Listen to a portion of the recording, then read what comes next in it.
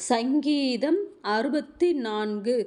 தேவனே, என் விண்ணப்பத்தில் என் சத்தத்தைக் கேட்டருளும். சத்துருவால் வரும் பயத்தை நீக்கி என் பிராணனைக் காத்தருளும். துன்மார்க்கர் செய்யும் இரகசிய ஆலோசனைக்கும் அக்கிரமக்காரருடைய கலகத்துக்கும் என்னை விலக்கி மறைத்தருளும். அவர்கள் தங்கள் நாவைப் பட்டயத்தைப் போல் கூர்மையாக்கி மறைவுகளில் உத்தமன்மேல் எய்யும் பொருட்டு கசப்பான வார்த்தைகளில் தங்கள் அம்புகளை நாணேற்றுகிறார்கள். சற்றும் பயமின்றி சடுதியில் அவன்மேல் எய்கிறார்கள்.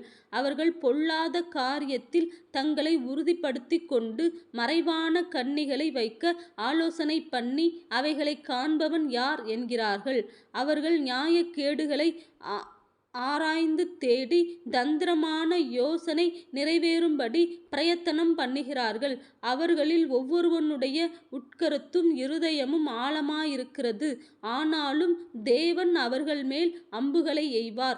சடுதியாய் அவர்கள் காயப்படுவார்கள். அவர்கள் தள்ளப்பட்டு கீழே விழும்படி அவர்கள் நாவுகளே அவர்களைக் கெடுக்கும். அவர்களைக் காண்கிற யாவரும் ஓடிப்போவார்கள். எல்லா மனுஷரும் பயந்து தேவனுடைய செயலை அறிவித்து அவர் கிரியையை உணர்ந்து கொள்வார்கள். நீதிமான் கர்த்தருக்குள் மகிழ்ந்து அவரை நம்புவான். செம்மையான இருதயமுள்ளவர்கள் யாவரும் மேன்மை பாராட்டுவார்கள்.